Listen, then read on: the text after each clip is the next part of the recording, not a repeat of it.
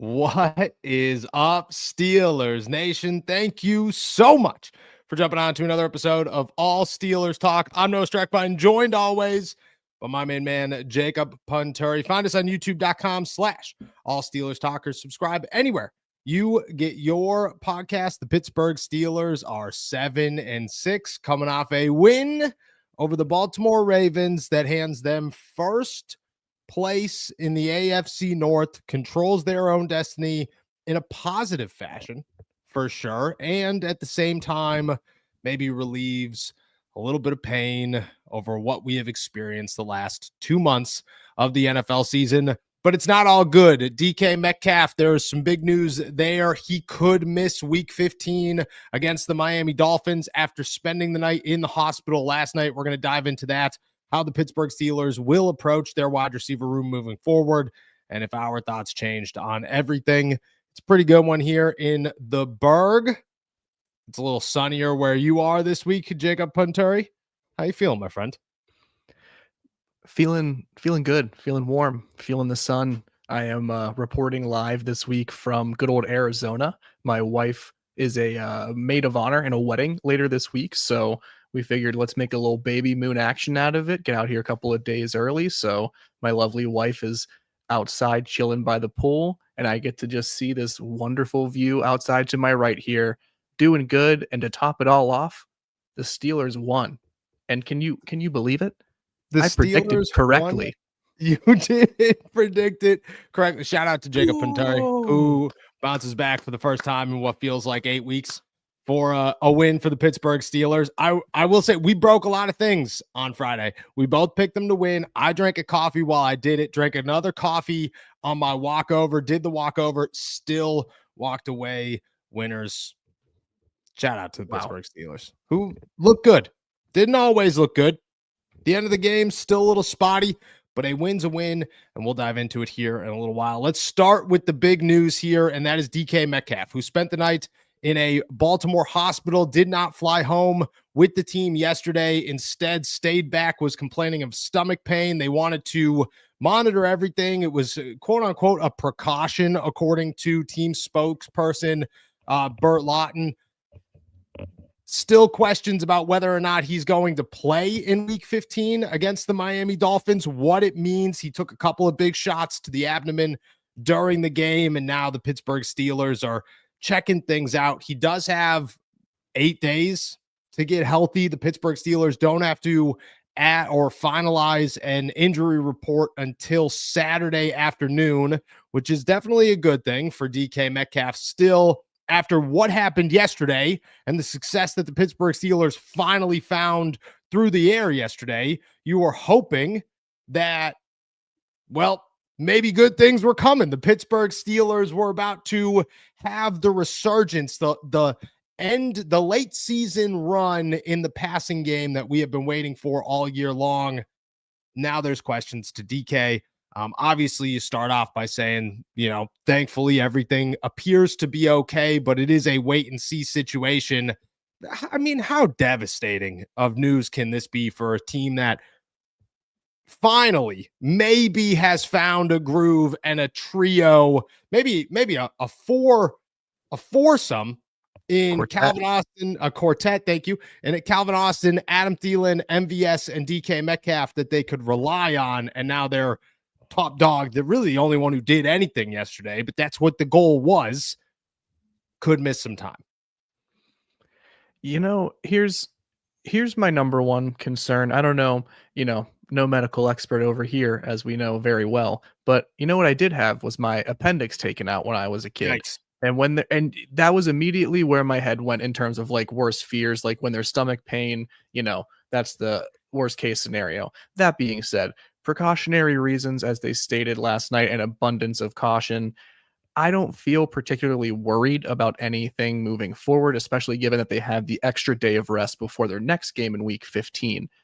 That being said, it would be beyond devastating. They demonstrated for the first time that they knew how to use their top playmakers, their top pass catching option in DK Metcalf with this win over the Baltimore Ravens. And for it to be sidelined and taken away the next day, the night after such a successful win, that would be devastating for sure. Luckily, I Yes. think it's okay. You gotta hope that maybe, just maybe, it was like the bubble guts situation. Like maybe he just had the poops. You know what I mean? Like that's what you gotta hope.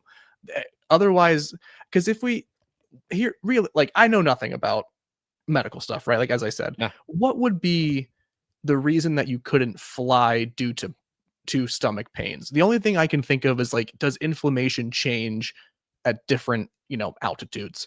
And if that's the case, I don't know. But beyond that, I'm not a doctor, so I can't even speculate any further. I don't know why you would need to have such precaution that you stay in a hospital overnight. That being said, the Steelers have made it pretty clear they're not worried, so I don't think that like I should be.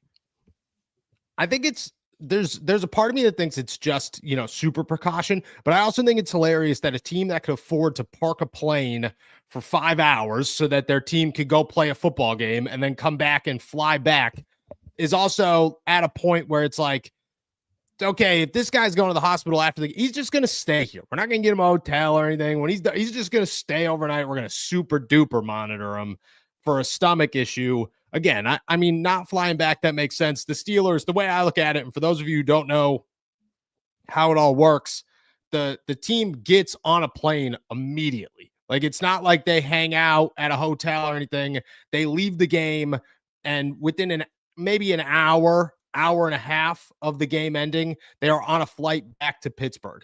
So that's a quick turnaround for, something maybe as serious as an appendix or whatever, to say, oh, okay, you could get on a plane. Instead, they'll just send you and they'll fly you back later. That's not a big deal. I think that's what happened here. They wanted to make sure there was no quote unquote internal damage going on after a couple of hits. Scary stuff for sure. What we saw yesterday in the wide receiver core and everything that came around DK Metcalf, hopefully with DK being healthy, if he does play against the Miami Dolphins, it can't change in my eyes. And obviously I'll ask you the same if it should, but I don't care that MVS didn't catch a football. I don't really care that Adam Thielen only caught one football.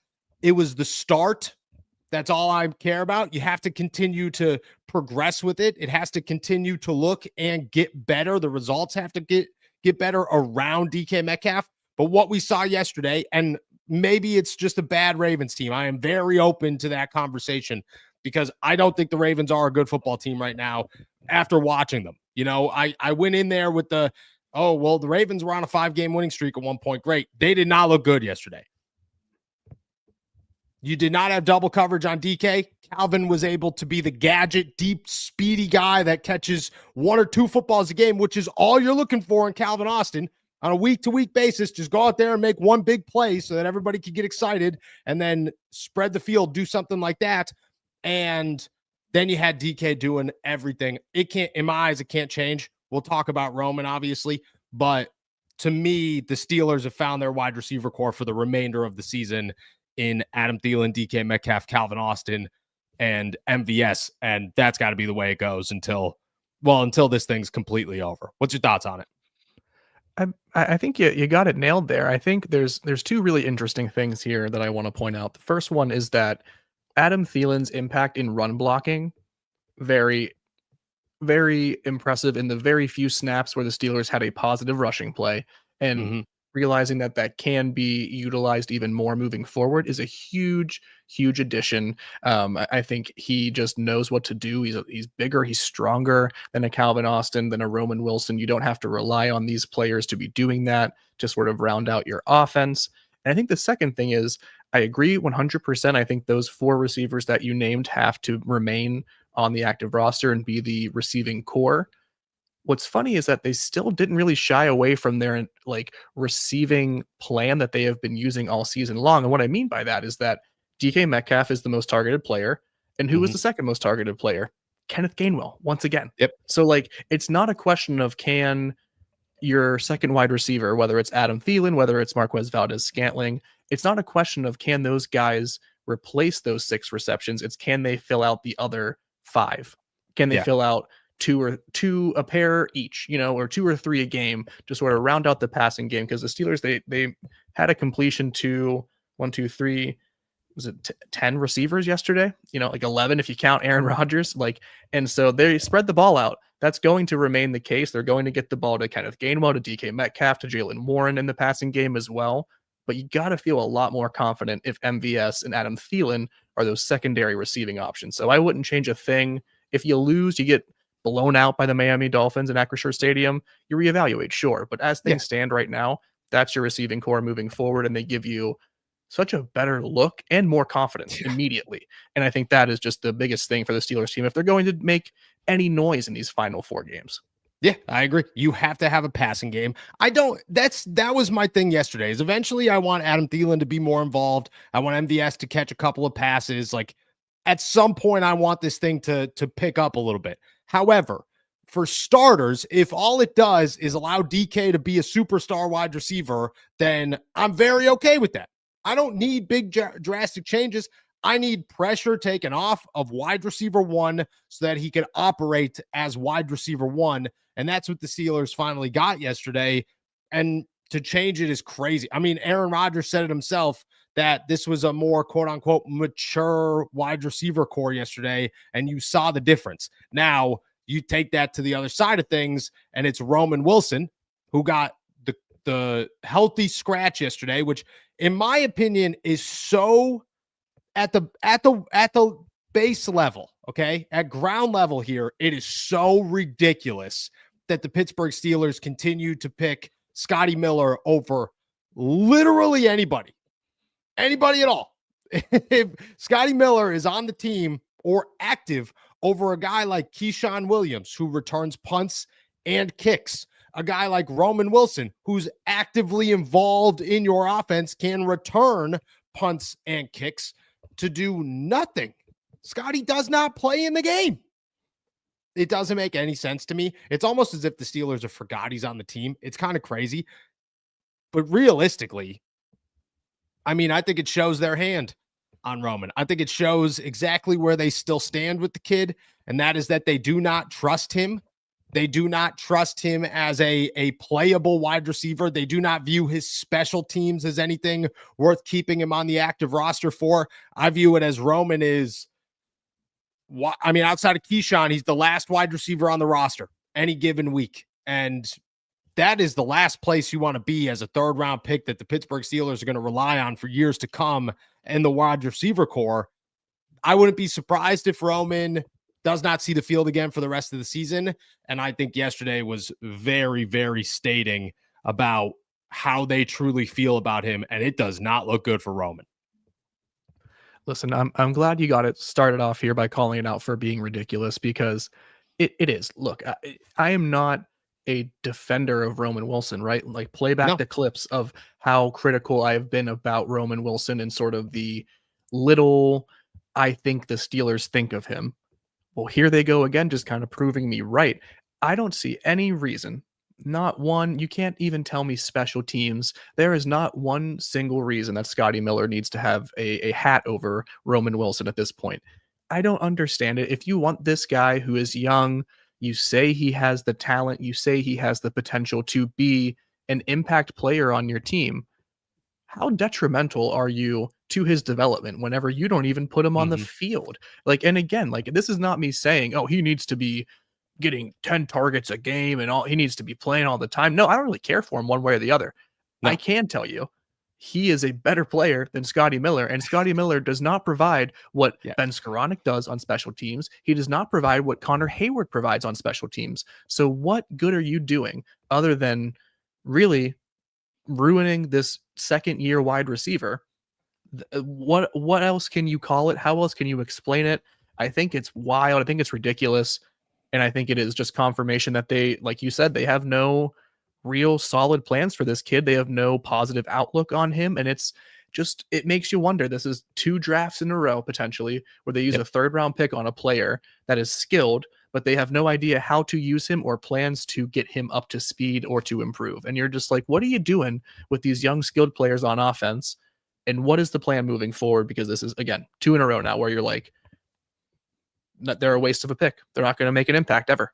No, it doesn't make it. No, it makes no sense. Can I make a really bold statement here? Please. I think that when MVS gets called up, Keyshawn Williams is going to get cut. But if Keyshawn wasn't here, I think Roman would have been gone. I think they would have cut Roman, and if he passed through waivers, he would have been placed on their practice squad. But I think they would have moved on from him. I truly do. And that's crazy to say, but it's truthful. I think it's truthful. I agree. I mean, like, dude, how can I refute that? How can I dispute that? I don't have any information or evidence to suggest that they would do otherwise. They took the first opportunity they could last season to put him on the injured reserve list and just finish the season. Came back for a day. They're like, you're good. We'll see you next year. And then it's the first chance they had to call him not wide receiver 2 this year. They did it, bump him down the depth chart. Now he doesn't even play. It's crazy. Crazy. I agree. It's nuts to me. That being said, MVS and Adam Thielen are bright spots that I hope continue for Pittsburgh. I expect them to continue for Pittsburgh. I see MVS getting called up. I don't think he gets signed yet. I think he's got another game, maybe 2 games before they make that decision, because it doesn't feel like anybody's coming to pick him off of the active roster. And just like Asante Samuel Jr., he gets the opportunity to say, no, I'm good. I'm going to stick around, and for the Steelers to sign him to their active roster, which is always a plus when it comes to guys like this. If he's got a place, I don't think he's going to go elsewhere. I could be wrong, but I don't think he'd go elsewhere. Let's talk about the big topic here, okay? The Pittsburgh Steelers are 7-6. The Baltimore Ravens are 6-7. I want to say this first off. Their eligible receiver was number 67. And every time they went 6-7 is eligible, their jumbo tackle, a 350-pound man, would stand there in the huddle and go, and I hated every second of it. Every living second of that angered me in my core a little bit. And I do it. If my wife says like, oh, it's 67 degrees outside, I'm like, because I'm dumb. But I'm not playing on an NFL field. And that is the difference. That is the difference. Do your thoughts change on the Pittsburgh Steelers after a win yesterday? I said it a bunch of times. I'm going to say it one more time. I don't think the Ravens, from what I saw yesterday, are a very good football team. That being said, I don't care about beating good or bad teams right now. The Steelers just need to beat teams. So to be able to do that, I think is impressive.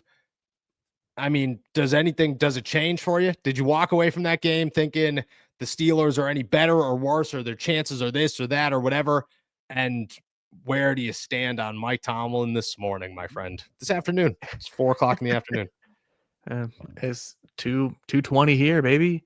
Listen, this does very little for me. I want to start by saying there is very valid reasons to be happy, right? Like, a division win is a win. The way the players spoke afterwards, it was as if this was like a season-defining win, a turnaround type of game. Great. Glad if that's a rallying point and a galvanizing point because, the media says you guys have been crappy, then okay, great. It does not really change much about this team. They offensively were not as well-rounded as we might have made it sound like in the first 15 minutes of this show.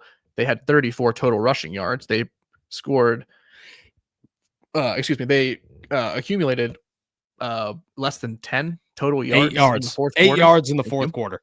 Yes. Yep.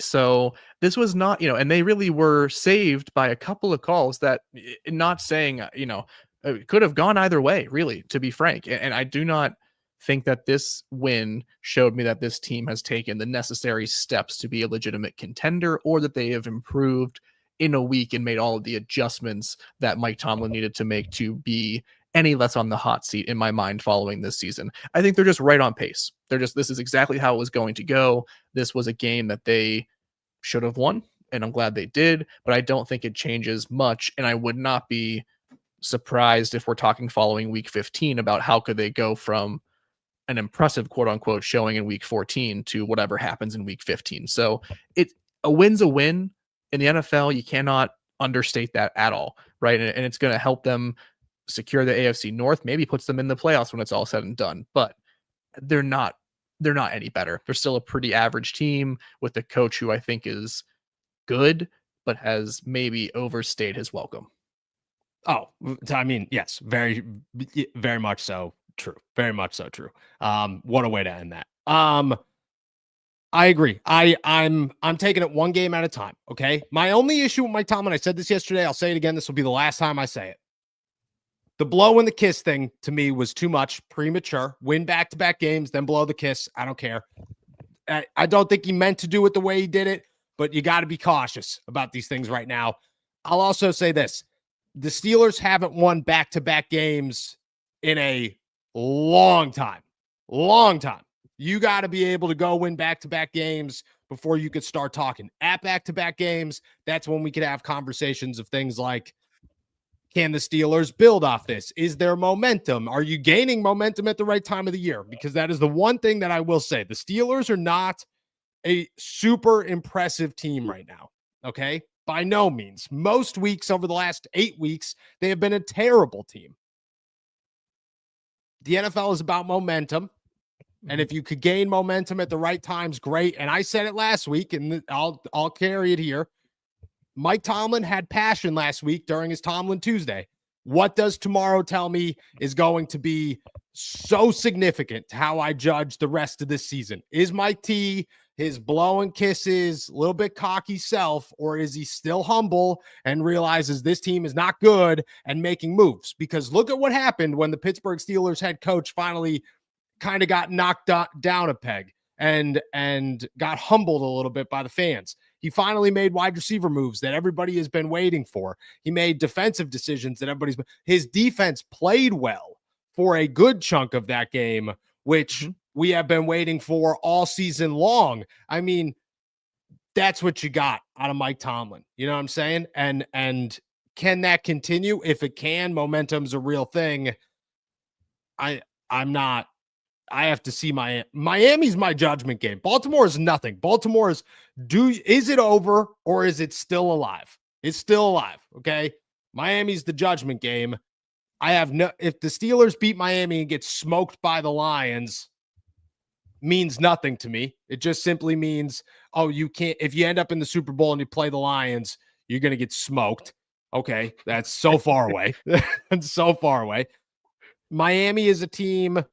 Cleveland, yes and no, but Miami's the team that right now, to me, tells me if the Steelers are going to make the playoffs or if they're going to make the playoffs and lose by 60 to, the Browns in the first round, or the Bills, in the first round, or if they're going to go into the playoffs and, be 5-1 in their last 6 games, because that's a totally different Pittsburgh Steelers team than one that's 3-3 in their last 6 games and squeaks in at whatever that would be, 9-8. You know what I'm saying?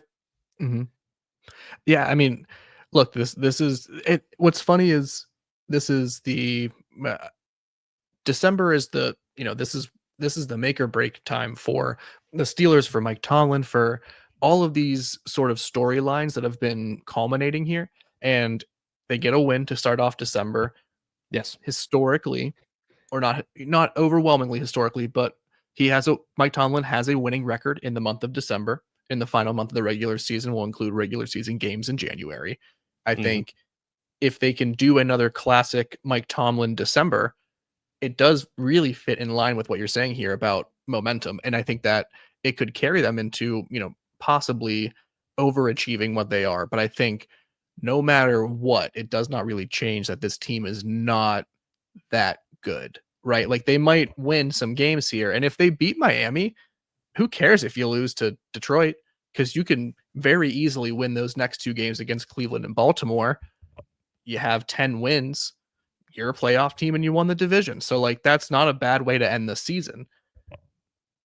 I don't know if I will feel any differently and call this team very good. I just don't think that they are. I think by 13 games was enough to make that judgment call, even coming off an impressive win. And I don't want to just be like, I'm not just beating them up. Like, no. A win is a win. They're in first place in the AFC North. Like, playoff football is closer to being a reality once again for the Steelers. That's effing cool. That's awesome. I love playoff football. I just don't think there's any reason for me to feign hope and optimism, because I see them as being exactly the same team that they were last year and the year before and the year before. I agree. I very much so agree. And that's exactly where I stand. Where do they sit going into it? Because at the end of the day, like that's if they get in, I wouldn't bet on it. You know, I say that all the time. I wouldn't bet on it. Never say never to a playoff win. You know, never say never to anything in the NFL. Again, wouldn't bet on it. Wouldn't even feel confident. Wouldn't pick them to win. Maybe I would. We'll see what happens. But, you know, here we are. Here we are. Would you pick let me ask this question to end this one. Steelers Chiefs wild card round, Acrisure Stadium. Would you give the Steelers a real shot to win that game? Honestly, yes, because the Chiefs are awful. And, you know, and maybe there is just maybe there just aren't that many truly dominant teams in the NFL this year, right? Like there's a couple. I agree with but that too. I think, but in the AFC specifically, like these guys, like they get walloped by one another with sort of no consistency. And the Houston Texans are good. Don't get me wrong. Very smart guy named Jacob said they'd be good. Just saying. So it's funny how the turntables. But the Chiefs, after a decade of being infallible, yes, are suddenly like making unforced errors, are not as effective all the time, look kind of old, some of their skill players, you know? And yeah, so I think that all adds up to the Steelers could beat them in a playoff game. This is not the Chiefs team that, you know, of old this is not the Chiefs team that was so dangerous to play that the moment you even entered a matchup with them, you already wrote the other team off. Like this is they're far from that. And so it's wide open for sure. I think they'd pull it off. Patrick Mahomes is fantastic, but they don't have anybody that really stands out right now. And I think it'd be fun. I think it'd be a lot of fun. And I think that's crazy to say, but that's our fun question of the day. All right. With that said, that's everything on our agenda. We're going to take a quick break. On the other side of it, we're going to start answering your questions. So toss them in the chat. We'll be back in 30 seconds. Pittsburgh, this one's for you. From the voices behind all Steelers talk comes Black and Gold apparel, your go-to for bold, fan-driven merch that reps the city, the Steelers, and everything in between. Whether you bleed black and gold or just love that Pittsburgh grit, we've got something for you. It's more than a podcast. It's a community. And thanks to your support, we're proud to bring the passion from our mics to your closets. Gear up, stand out, and show the world what real fans look like. Shop now at blackandgoldapparel.myshopify.com. All righty. Shout out to our members. Shout out to our super chatters. Can't thank you guys enough. Before we get going here, hit that like, hit that subscribe button.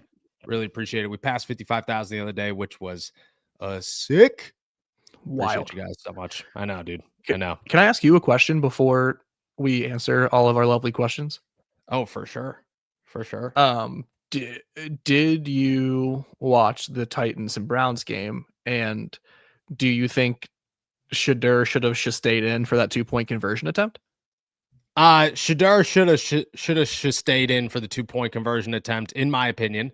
Didn't watch the whole game, saw the situation, like saw the highlights leading up to the whole situation that you're talking about. I'm saying, yeah, what I took away from yesterday, though, just getting the recap, knowing it's the Titans, so on and so forth, is that Shedeur is still iffy at times. You know, he's got his moments where he needs to chillax and sometimes where he needs to make better judgment. That being said, I am pumped to play Shedeur Sanders. I was not going to go to Cleveland. Okay. Cleveland it's going to be the end of the year. Yeah. Like at that point, you're trying to make business decisions on if you're traveling for the playoffs or what's going on. Cleveland, big game, obviously, but depends on, I was going to base it off of how close the Steelers were to the playoffs, what the situation was. Because I think there's a chance that going into week 17, the Steelers have already secured the AFC North. Now I'm going. I gotta see Shedeur play. I'm pumped to see Shedeur out there playing against the Steelers. And I'm just, the big game. How can you 350 yards passing is just like a wild, like he might actually be better than maybe like 2 other quarterbacks in the league starting in the league. Yeah. Who are those 2 quarterbacks? It's a great question. Oh, That's a great comment there. You know, I said it without those 2 in mind, right? Like it was more just to invoke the thought. Now it's Anthony Richardson for sure. Steelers' future starting quarterback. Oh my gosh, because he is. Yeah, Because he's better than JJ too. I would say. Oh my god, JJ looks terrible. AJ McCarthy's not. I don't. You know, he looks like he should take his ball and go home. I don't think he's meant for this. I agree. Penix, it's another good one. Penix doesn't look good at all. Kirk Cousins doesn't look good at all. Yeah, like there's too much going on there. Atlanta ain't where it is. Yeah. I think he's top 25, maybe top 25 starting quarterbacks in the NFL. That's shit crazy. That's shit crazy, dude. That's shit crazy. All right, sorry to you guys. No, that's the best way to derail. That's the best way to do it. Pittsburgh 110, excuse me. Think we see color rush jerseys. I don't think. Oh, do you see him on Monday night? It would have to be that. It would have to be that or week 18. There's no chance they're breaking them out in week 18. No chance they're breaking them out in week 18. No. I could see him Monday night. They'd make the announcement tomorrow, most likely. Tomorrow morning, the announcement will come. Maybe tonight. Oh, I could see that happening. They've only worn them once, and it was the disgusting jerseys, ugliest jerseys of all time. I could see it. Would you rather them wear that one more time or wear those throwbacks one more time that they wore that debuted this year? I would rather them play in just t-shirts and shorts over wearing those jerseys ever again in their entire existence. Burn them all. Get rid of every one of them. Refund the fans.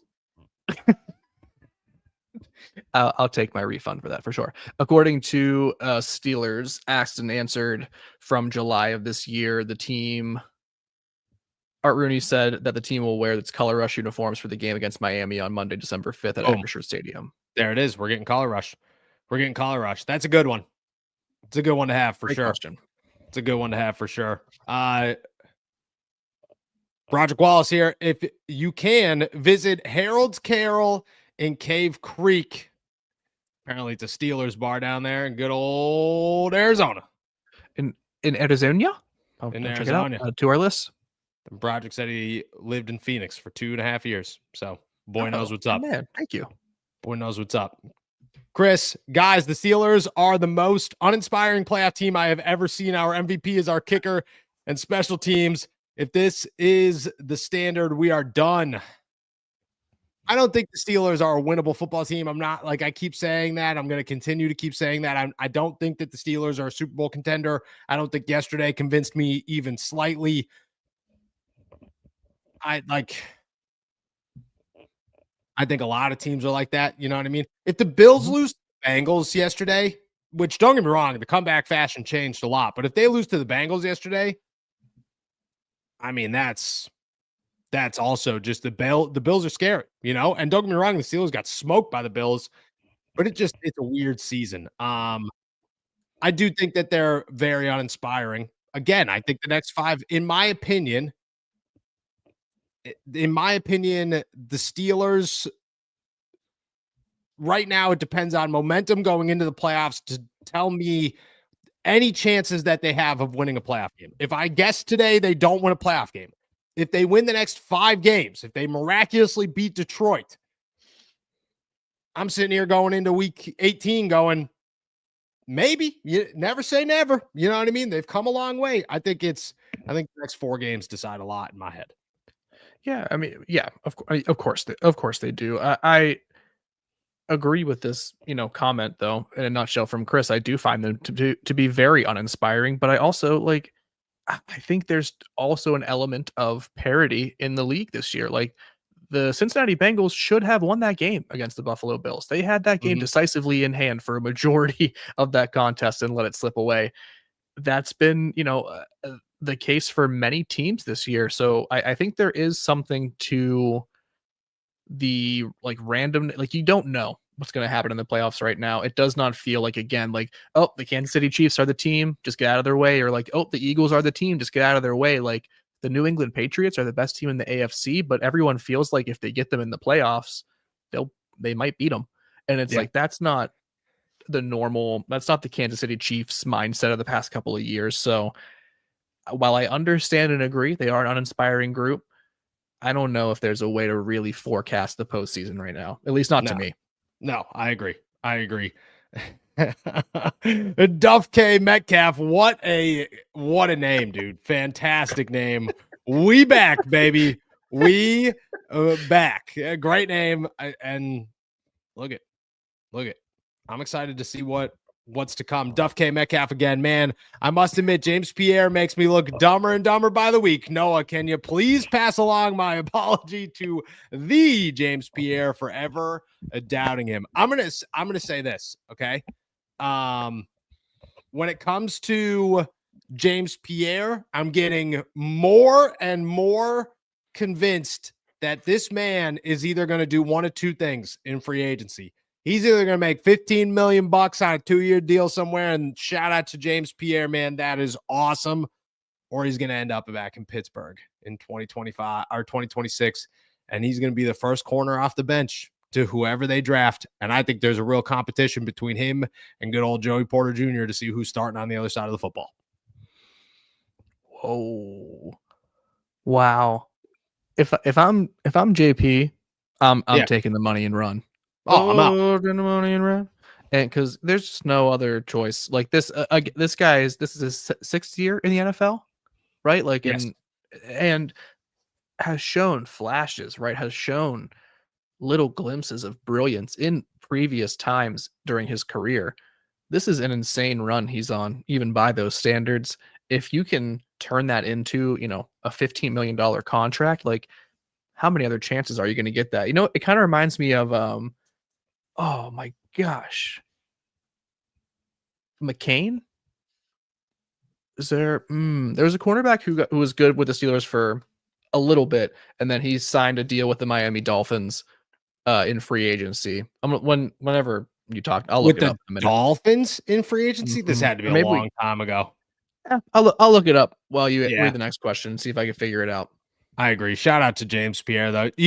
How would you feel about James Pierre and Joey Porter Jr. and Brandon Echols and Asante Samuel being the 4 next year and not adding to the group?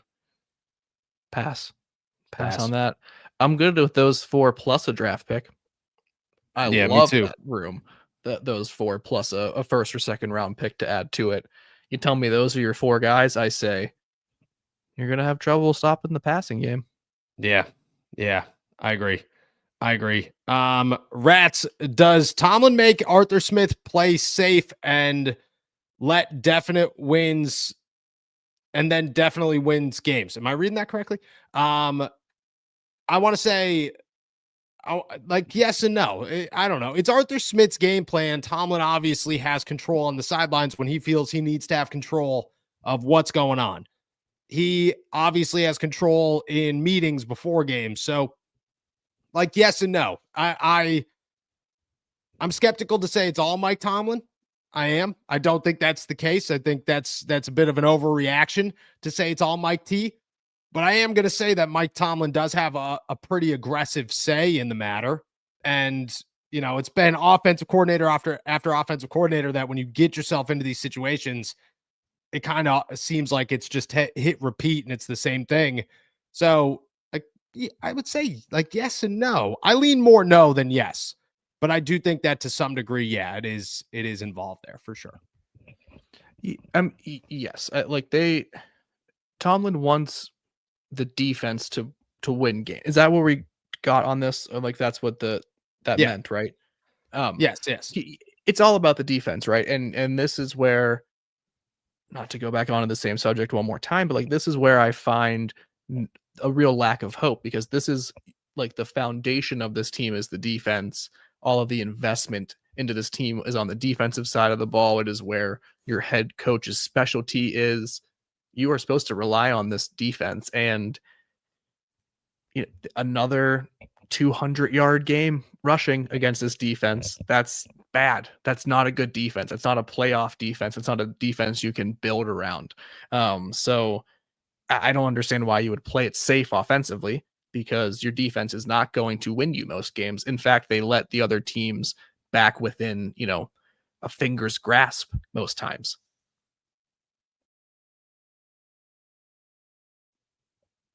Are you muted? I am muted. Don't know how I got muted, but I was muted. Chris, all winning does will give us worse draft picks, which will delay the necessary rebuild that has to happen. This will be a painfully long rebuild. It's already been a painfully long rebuild for the Pittsburgh Steelers. To provide some optimism to this, I do think that if the Steelers are identifying somebody that they feel they're going to go get, they're going to go get them. I don't think that you have to. I don't think the difference between like 22 and 16 is that much different when it comes to wide receivers and corners and that kind of stuff. You still have opportunities to get the guys that you want. That being said, yeah, like if you lost the rest of the season and you had a top 10 pick, that'd be totally different story. But I don't think that would have happened either way. So I don't think, unless they were going for a quarterback, it'd be a different conversation. But where we sit today, I wouldn't be surprised, but I wouldn't suggest the Steelers are going to go after a quarterback right now. Yeah, I don't know. I genuinely don't know. I have a tough read on their draft priorities right now. I think, while I understand the sentiment for sure, like a higher draft pick would be more beneficial for the long-term outlook on this team. The last time the Steelers did pick, in a quote unquote high draft pick, it was just all kinds of bad. And I'm not necessarily sure I super duper trust them to, make the right choice in the top 10.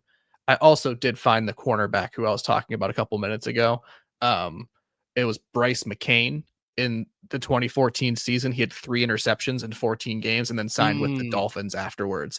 And it wasn't as big a contract as I remembered. But my point was, I think what James Pierre is doing is like just showing like a really good showing in a just small enough sample size that it's probably not projectable like for 3 or 4 years, but it might get a team to sign you for 2.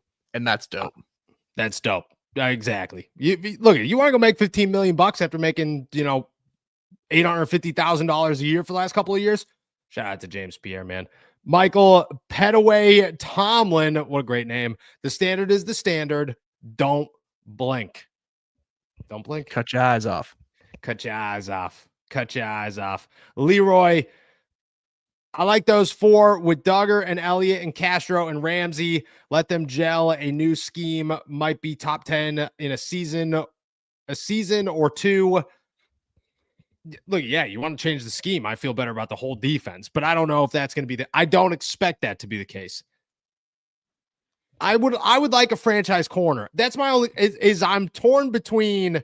I'm always pro player before anything else. I want James Pierre to get paid and to continue to earn playing time in the NFL because he's 6 years in. He is continuously getting better. Who knows if he becomes somebody good? Who knows if he gets any better and becomes a long-term starter in the NFL? That would be awesome to see. That's not going to happen in Pittsburgh because they need to draft a franchise corner. And I want to see that happen. I want to see that guy become the guy, and I don't think you could have both of them. I don't.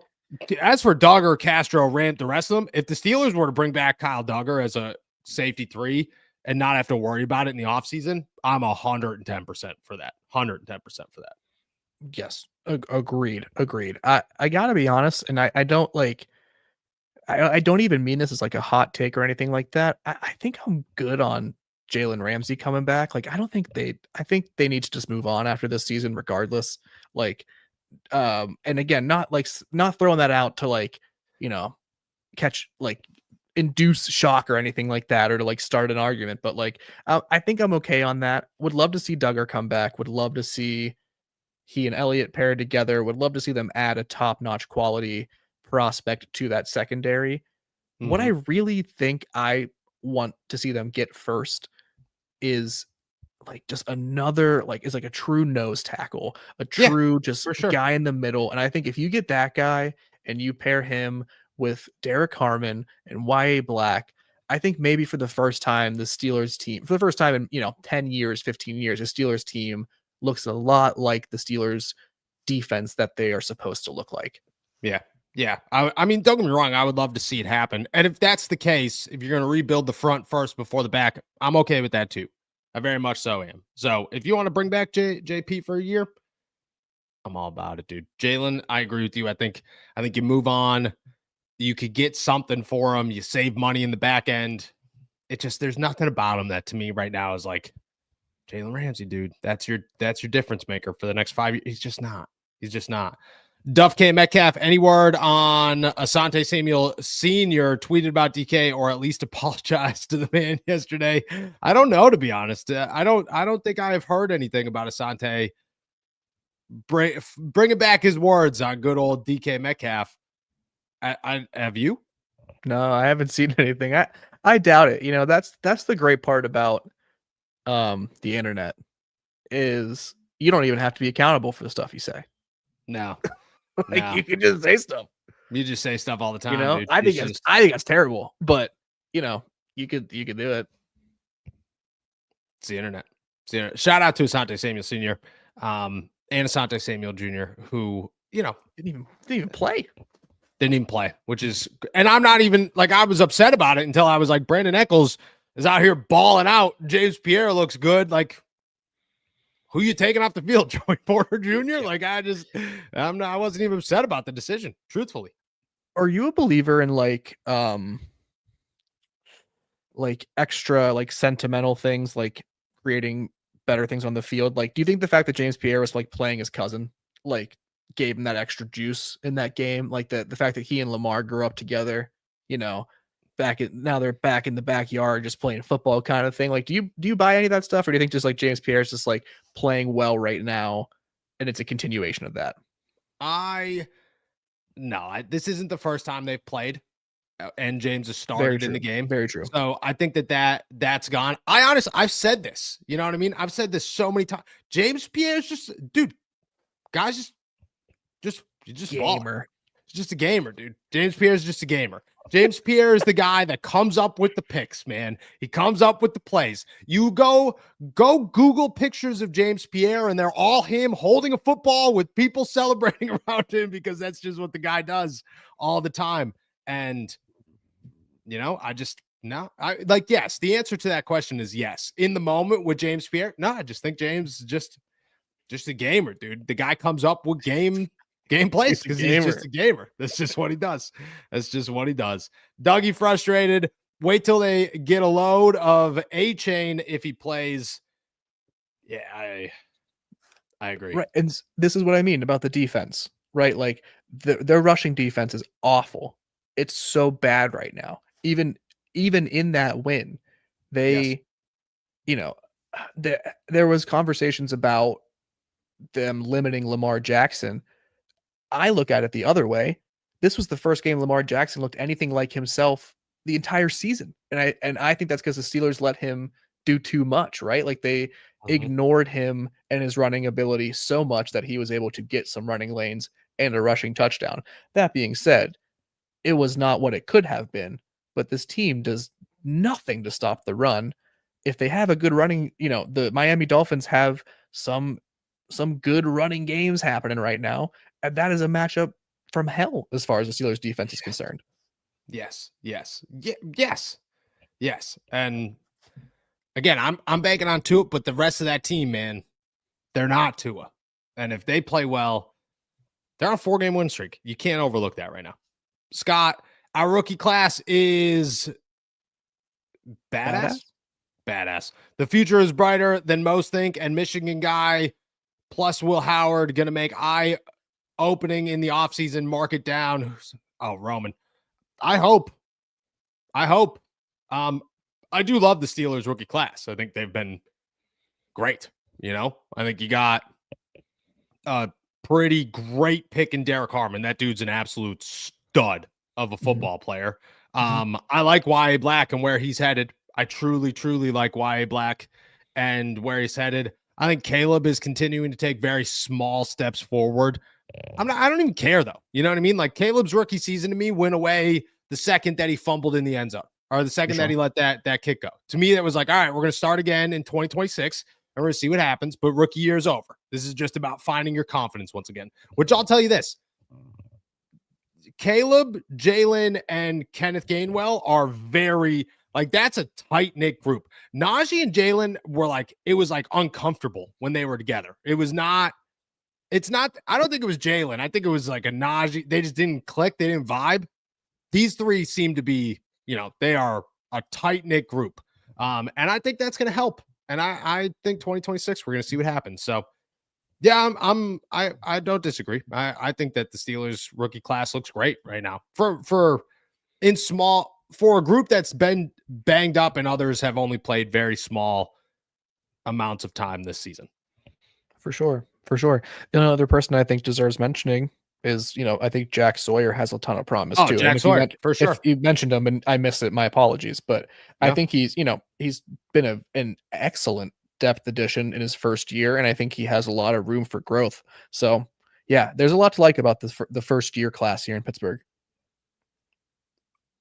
I agree. I very much so agree. ND Joe, the Steelers barely won this due to a controversial ref call. Yes, they played better than week 13, but it shouldn't come down to an end zone call. They could have played better than they did. Okay, ND Joe, I'll fight. I'll go against you in this one, and I'll be optimistic again because they call me Optimistic Noah. I say it all the time.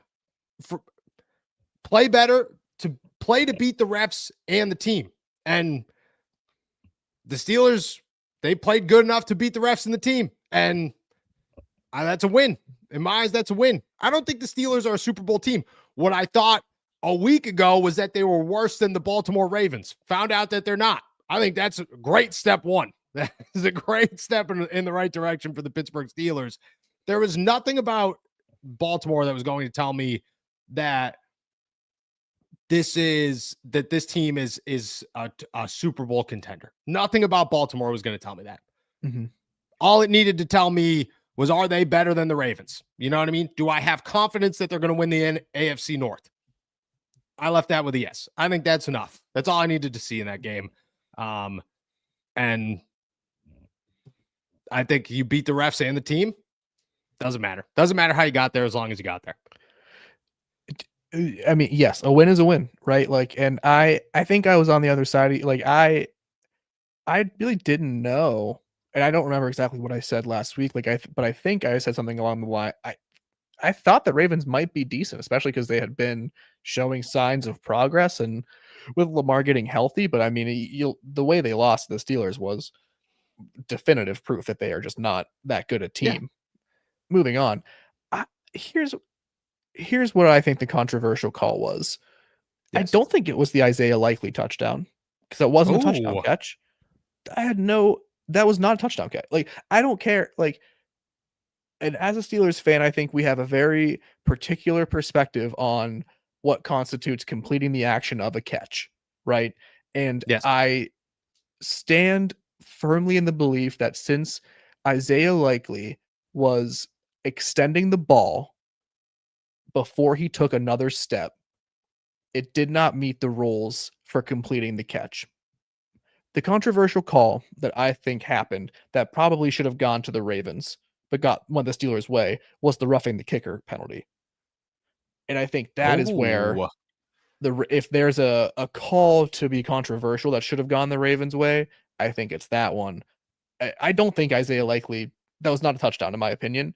And it was not even up for debate as far as I was concerned. So I don't know if you feel differently, and I'm sure Ravens fans do, and you're entitled to. But you're wrong. Yeah. And it's also like the rule, like the NFL rules. There is something too that, like, I think these rules of completing the catch to stay on my soapbox for one more minute. Yeah. Like, I think they really take away from the nature of the sport. Like because you and I, like, we're just playing football, everyone is playing football. Like, Isaiah Likely caught that ball, right? Mm-hmm. Per the rules of the NFL, you have to maintain like a third action, right? And that is defined by either extending the ball or doing something like this. But it's after both feet touch the ground. Mm-hmm. So But what if you are being mobbed by a defender and have to extend the ball away from him simultaneously to your feet hitting the ground? You know what I mean? Like, he didn't catch the ball per the letter of the NFL rulebook. He intuitively, and we understand that he caught that football, right? Like that. Yeah. But so I think these rules really take away from the like nature of the game sometimes, where you have to be so heavily scrutinized and slow things down frame by frame when to, roll something like that, not a catch because the rule book says so, but it really is just like a catch. You know what like, I don't know if I explained that well enough, but that's I what hear what you're bugs the saying. hell out of me. Glad I went the Steelers' way, but like so dumb. Yeah, I agree. And we've battled with this along with a billion other rule changes for a long time. It's nothing new, but there are going to be those calls of, well, it looked different. The refs missed this because they did it. It's the Roman catches in the end zone a couple of weeks ago against Green Bay, and they're comparing the two clips and saying this is the same catch. It's not. Like it's a different situation. They're all different. There's no the NFL is there's no exact play twice. That's never gonna happen. Roman, you said the people were saying it's like the Roman catch. Yeah, the touchdown at the end. But Roman took like 12 steps in that, like against. That's the difference, right? And that's what I'm saying. Like it's a dumb rule. Isaiah Likely was extending the ball while his second foot was hitting the ground. Technically, he would have had to have grabbed the ball and not extended or started that extending motion until after his second foot hit the ground, which it didn't happen. Like so it was happening simultaneously, which is obviously a football move, but per the letter of the law, it does not meet the requirements, which is stupid. It's a good reminder that Jesse caught the ball. Exactly. Jesse James always caught the ball. Leroy, exactly. Pierre already left. I think he is here to stay. See, so my thing is the last time Pierre left, he left for like a reserve contract in Washington. It was like a 1-year deal, not getting paid anything. I think there's a chance like the Titans call him and give him 2 years, $14 million. You know what I mean? 2 years, $10 million. And he's out. And good for him. I want him to go. You know what I mean? Go make your $10 million because you're never going to make that in Pittsburgh ever. So I'm all about it. But I think there's a chance he gets a real contract this offseason. And I'd be so pumped, dude. He's 27 years old, 28 years old, something like that. Mm-hmm. Go get it, JP. Go get it. It's your last chance to go get it. I'm all about it, man. I'm all about it. Yeah. Keeping it trucking here. Cody Silva. Patrick Queen is a Pittsburgh Steeler. Patrick, let me tell you this to add on to Patrick Queen is a Pittsburgh Steeler. That man basically crawled out of the podium yesterday after he was done with his press conference. I watched. I was like, wow, dude, you are not okay. He played a whole football game with what is, I have to guess, is a bum hip. It's bad. Mm-hmm. And he played the whole thing. So, yeah, to me, PQ, I've said this for weeks. I am so curious to see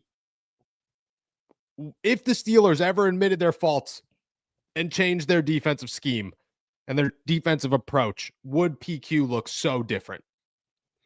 Because he's not a bad linebacker. He's a starting linebacker on almost every team in the NFL, unless you have some crazy inside linebacker group already.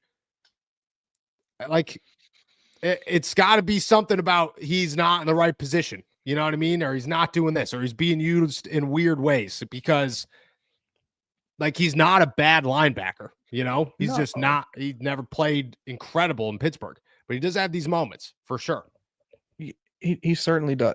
Like, he has the Steelers mentality for sure. Like, he just has that determination that cannot be turned off. And you want players like that. Yes, I don't know if it's like a schematic issue. I think a ton of it is that he does better attacking the ball, and for a ton of this year, the defensive line has gotten pushed back, so he couldn't really attack. He's had to shed blocks more so, and he's not that good at that.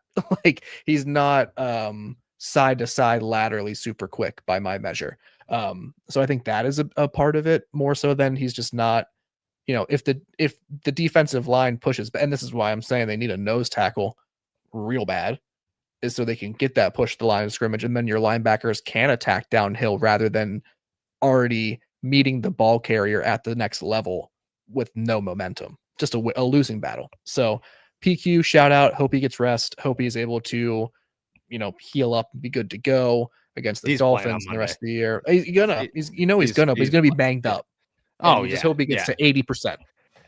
I have seen guys, and PQ's the latest of them, that by the end of the season, like literally can't even walk.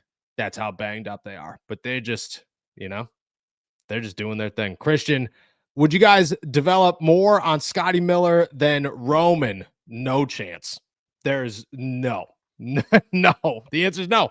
There's no rhyme or reason that Scotty Miller is active on Sundays instead of Roman Wilson. There's none. And I like Scotty. But no, the 28-year-old wide receiver over the 3rd round pick who's in his 2nd year in the league, never in my life. Wouldn't even think about it.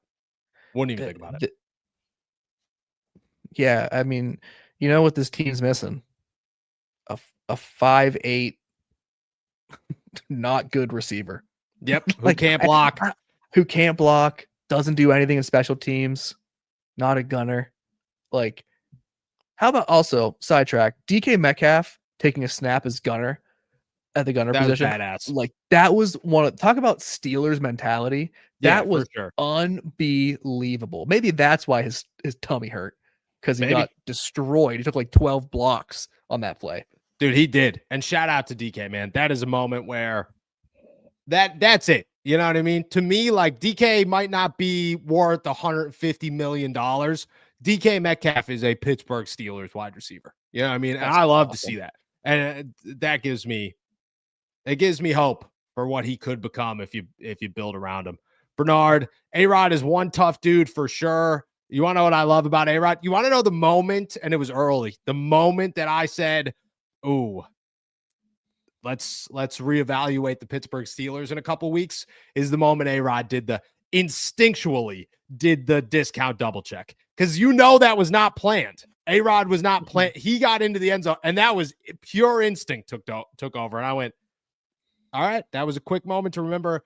Aaron Rodgers has won 4 MVPs in his career. That is a lot of MVPs. This man has won Super Bowls. He's done things, That was a good moment. I tell you what, that Arthur Smith's best play calling was in the first half of this game against the Ravens. That was, for the first time, I was like, he realized it. If you use one part of the game and you set it up, it makes the next part of the game open up. Yeah. It's crazy. It was so wild. I was like, he's growing up. This is good stuff. Good stuff. Enigma After Dark. I tried to tell Ravens fans that no team wins our division 3 years in a row. Pit back as kings of the North, where we belong. Enigma After BTA. Excuse me. That is crazy to think about, that the NFL universe was like, ooh, it's time to switch it up. Lamar, just a quick swift to the ankle. You know what I mean? A little voodoo doll and just right to the ankle. Right. That's crazy. True. That's crazy. But that's where we're at. And I feel AFC North football. What 1 to 10 odds Steelers win the North right now? 6, 7. I said 7 yesterday. Yeah. 11. I mean, they 3-1 in the division right now. They beat the Ravens. They have a win over all 3 teams in the division, correct? Yes, sir. You're looking great. Things are good for the AFC North. I agree. Duff K. Metcalf, other than those huge chunk runs, though, it didn't feel like we gave up Buffalo level assault. No chance. Mm-hmm. It still wasn't good, but I also think that, like, Baltimore's offensive line, Baltimore's running game, significantly worse than Buffalo's. So comparisons across the board were less. Still, though, I think that it was, a step forward. It just wasn't. You got to continue to improve. You got to find, and hopefully Derek Harmon is the answer there if he returns. Don't know when that's going to happen. I don't know. Yeah. We'll see what happens. Cody Silva, If Ramsey leaves, the only defensive leader we will have is Patrick Queen. I'm okay with that. I am. I know that that's a tough thing to say, but like, I'm okay with that. You know, I think Joey could step in. I think Deshaun's a leader that is banged up right now, but I think he's the leader of that defense. And I would like to see guys like Nick Herbig and Peyton Wilson and Jack Sawyer, who was a captain at Ohio State, and Derek Harmon, and those guys become leaders. Like, what's the next generation of leader look like in Pittsburgh? I think I'm very okay with that.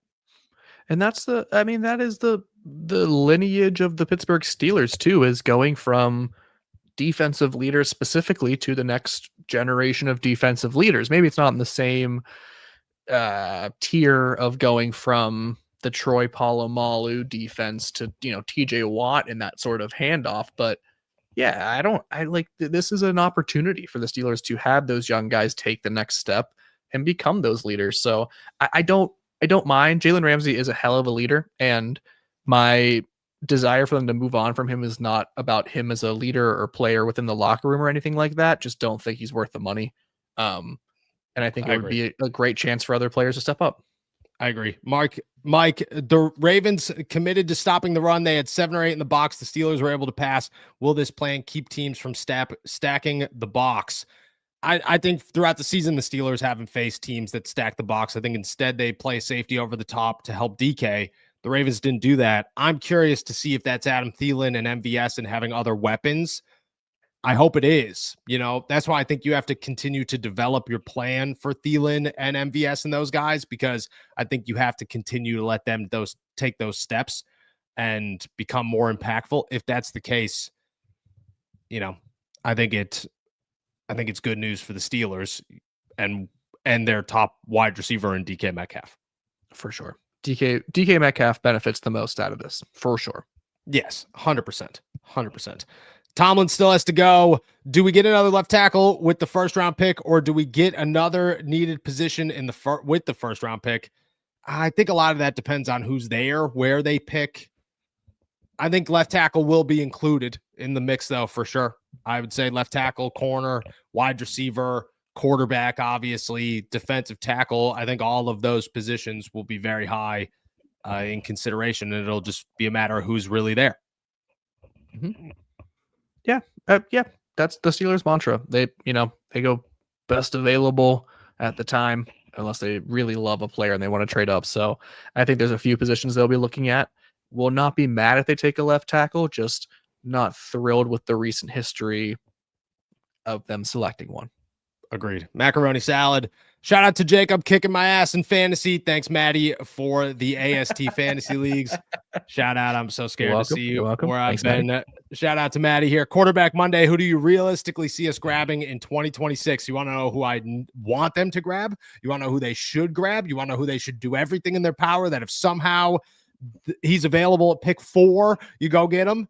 Is that boy Fernando Mendoza. That guy is a stud, brother. Who'd you think I was going to say? Ty Simpson after -3 rushing? What about -3 rushing yards and an absolute disgraceful play against Georgia, in a game that should have got them kicked out of the college football playoff? Don't even get me started, dude. I've been hanging out with people all weekend talking about the nonsense that was yesterday.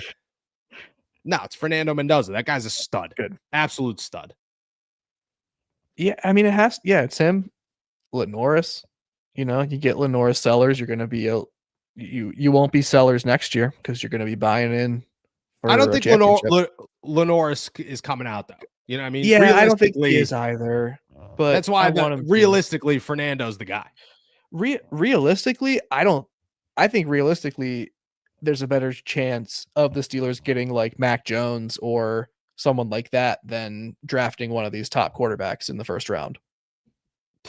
Jeez. Oh my gosh, darn it.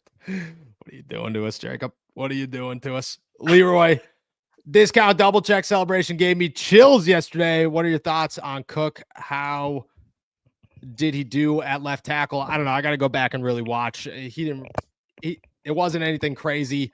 But I'm very nervous about a guy whose first NFL snaps came last week for sure. Yeah. I mean, come on. What? Who's feeling great about this right now? Great story. Former college quarterback transferred to Montana to play right tackle. Couple of years in the league. He was injured. He made the team, gets injured. It's a great story. Love to see that he's earned his way into getting a spot here and he's taken advantage of this opportunity. But, besides the like athleticism and the 6'6" length that he brings, there's a reason he's a practice squad guy. So hopefully he just seizes the opportunity. I'm rooting for him for sure. I'm nervous for him, but I do like Dylan, and I know the Steelers have too. Leroy, how about them dogs, baby? They look good, brother, man. It was a good time. I had a lot of fun watching college football. I'm excited to watch college football more. I'm not going to read this one because I think that if you're listening to it on audio, you just have to read it for yourself and go to YouTube. And at the 1 hour, 10 minute, and 46-second mark, you should just go read that DK stayed in Baltimore for a certain reason, and that reason's hilarious. And I was not going to not comment on this because shout out, because this is an awesome comment. Awesome comment. Lindsay wants to know, where's Jacob? I'm in Scottsdale, Arizona right now. Sorry. I was like, should I answer? Should I tell them where you are? I was lagging for a second on my end. I apologize. I'm in Scottsdale, Arizona. And then we will be in Chandler, Arizona, which I guess is pretty close. I'm sorry if I'm like speaking like an idiot. But yeah, we're in good old Arizona. Love it. Out.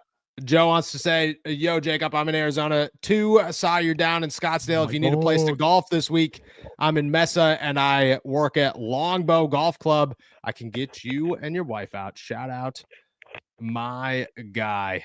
That would be dope. Man, thank you. That would be dope. Blessed light.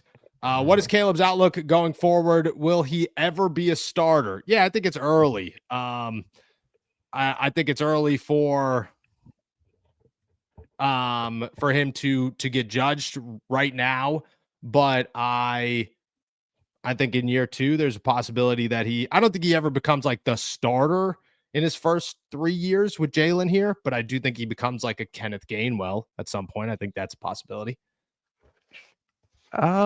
Yeah, that feels like the ceiling for him, right? Like, I don't know. Right now, yeah. So I'll agree with that for now. Yeah. I don't know if there's much more. No, I think it's early. Enigma After Dark. Need Cook to protect TJ's sack record from Myles Garrett. That might get smoked. I was surprised it didn't happen the other day. But shout out to the Titans, dude, for keeping that thing alive. Shout out to the Titans for sure. Finishing up here with a couple of rapid fire. Tomlin still has to go. If we secure a playoff game before week 18, do you start Will Howard? That'd be great. I think they'd start Mason in like a non-important game, but yeah. Do you think that they would start Mason over Will? You don't think that they'd give Will an opportunity? You think they'd play Will like the second half or something? They would play Mason Rudolph 100%. That sucks. Yeah, it sucks. It's not right. It's not good, but that's what they'll do. That sucks. Elvis, how would you feel about the Steelers in the playoffs if they blew out the Lions? I feel pretty hard about it. I would feel better than I do right now. That for sure. Yeah. That'd be an impressive quality win. So yeah, you'd feel much better. Yeah, I think the Lions game could be the only game that really changes my mind about the momentum of the Steelers and where they are. And then we'll finish it off with this one, the real Nas, a Franco Harris jersey or DK Metcalf. I think if you got a Franco jersey, dude, that's almost unbeatable right there. Franco. Yeah, I don't even know anybody with a Franco Harris jersey. That's a fantastic jersey to have. You don't Go know get it anybody for with a sure. Franco Harris jersey? No. Do you? Yeah, I know like everybody. All right, dude. You grew up in Pittsburgh, I grew up surrounded by Eagles fans. Okay. This is what people wear to church on Sundays is their Franco Harris jerseys. People in Jessup just wear like the apron they use to slice the meats for the post-church brunch. I got my mortadella apron on. Yeah, like they're just wearing white t-shirts and aprons. I don't know. It's a different situation here, okay? It's a different situation. I'm new. Shout out to Franco. RIP to a legend. I would definitely go Franco Harris. All right, guys. With that said, we're heading out of here. Thank you so much for jumping on to another episode of All Steelers Talk. Make sure to subscribe to us on YouTube. youtube.com/all Steelers talk. Check us out anywhere you get your podcast. And as always, find all our work at si.com/NFL/Steelers. With that said, before you head out of here, hit that like and subscribe button. Can't thank you enough. And we'll be back tomorrow. Until then, enjoy another beautiful day in the Berg. Peace.